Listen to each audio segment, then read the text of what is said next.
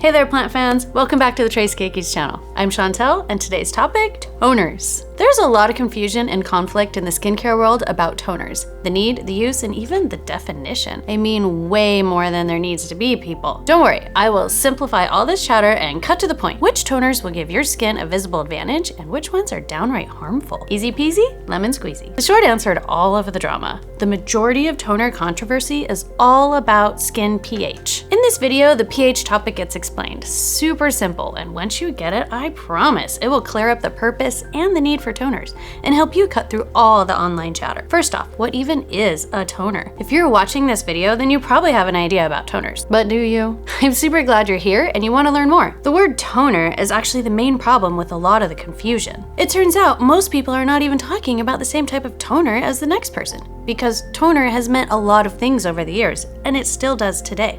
But let's clear something up. Plain and simple. Just know, toners are not secondary cleansers. Or at least they should not be secondary cleansers. If you're using a toner and makeup is still coming off on your cotton round, then you need to address your makeup removal technique. Look, I get it. I wear makeup too. Sometimes a little makeup, sometimes a lot of makeup. On those heavy days, sometimes my gentle, normal cleanser doesn't get it all off. Then sometimes you need a different cleanser or a secondary one, and that's okay. But cleaning is not the job of a toner. So take care of your makeup removal before the toner step. I know that sounds confusing and maybe even contrary to what you've been told by others. The whole secondary cleansing thing is confusing because it used to be the job of toners back in the day. And that is why some people think it's a good job that more makeup is still coming off on your cotton rounds. No, get yourself a better makeup remover, because if your toner is getting more of your oily makeup off, then it's probably the wrong type of toner, the old harsh kind. What to avoid? If your toner contains alcohol to help remove more makeup, then chances are you're stripping your skin and damaging your skin barrier. This old type of toner is also called astringent. So just say no. Say no to alcohol astringents, even if, especially if, you have oily skin. Science now knows this makes it worse. The more you strip away your oil, whether it's makeup oil or natural skin oil,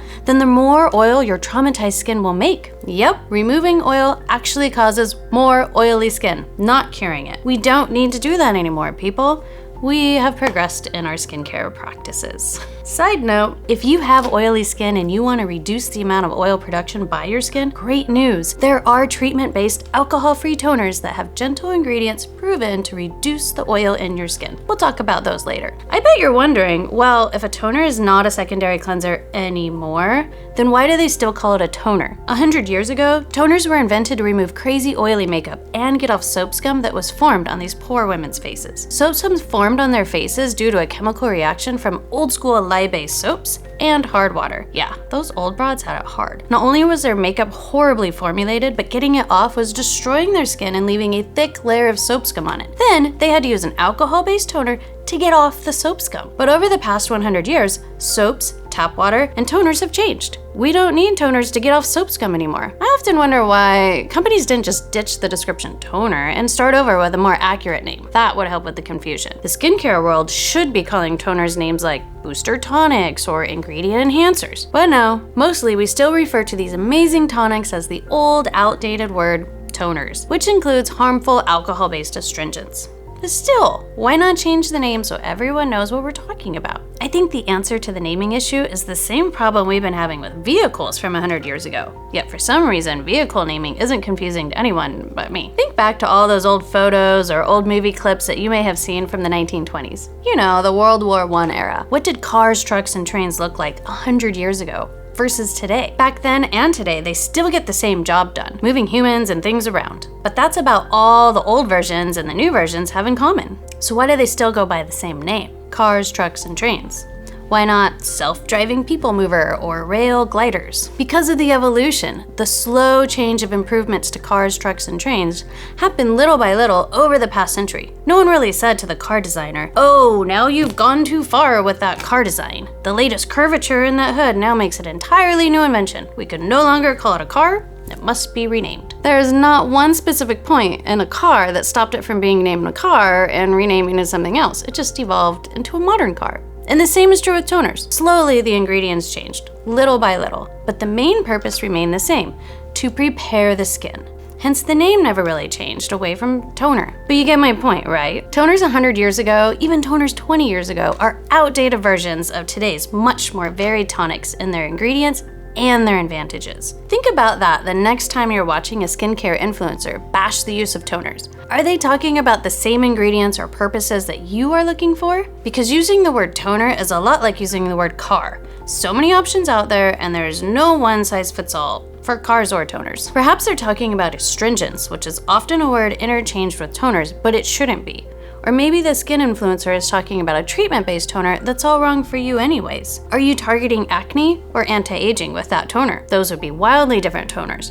Both great, but not for everyone. This may come as a surprise to you, but the purpose of what makes a toner is still the same as it was 100 years ago. Just like cars still move people, a toner is meant to affect the pH of your skin, specifically to prepare it for the next step. That's it! That's what makes it a toner. Sure, modern toners have all sorts of added benefits. Like I said, oil reduction, anti-aging, acne fighting. But first, before any of these bonus treatments that are included in toners, it must do its job, and that is to adjust your skin's pH. This pH topic is what the majority of the internet chatter and disagreement is about, and there is a lot of disagreement out there. First, you have the internet naysayers saying things like, today's modern soaps are not as harsh as they used to be, or things like, today's tap water is better than it used to be. These are true statements, but they don't affect the need to use a toner. You still need to use a toner, no matter how gentle your soap is. Let me clear this up for you. Why soap and the type of water you're using are not part of this argument. Human skin, regardless if it's oily, dry, or you live in a cold environment or a hot climate, all human skin is happiest